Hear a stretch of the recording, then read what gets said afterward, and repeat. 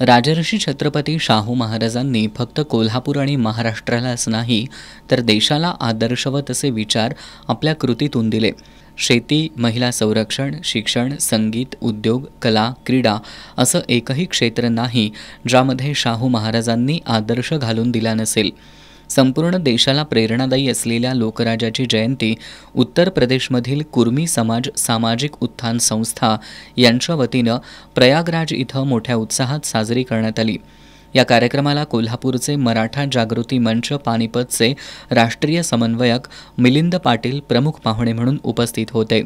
यावेळी बोलताना मिलिंद पाटील यांनी छत्रपती शाहू महाराजांची परराज्यात साजरी होणारी जयंती आणि त्याला आपली उपस्थिती याचा मनस्वी आनंद होत असल्याचं सांगितलं. कृमी समाजानं सर्वांपुढं आदर्श ठेवलाय. त्यांचं हे कार्य कधीच न विसरता येण्याजोगं असल्याच्या भावना त्यांनी व्यक्त केल्या. यावेळी कृमी समाज बांधवांनी आपली मनोगत व्यक्त करताना छत्रपती शाहू महाराजांच्या जन्मापासून ते मृत्यूपर्यंतच्या अनेक गोष्टींना उजाळा दिला.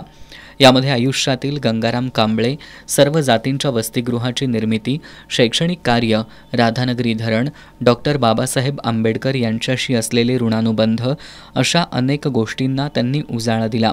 यावेळी डॉक्टर वसंतराव मोरे, डॉक्टर जयसिंगराव पवार आणि डॉक्टर पद्मा पाटील लिखित अनेक पुस्तकं मिलिंद पाटील यांनी कुर्मी उत्थान संस्थेला भेट दिली.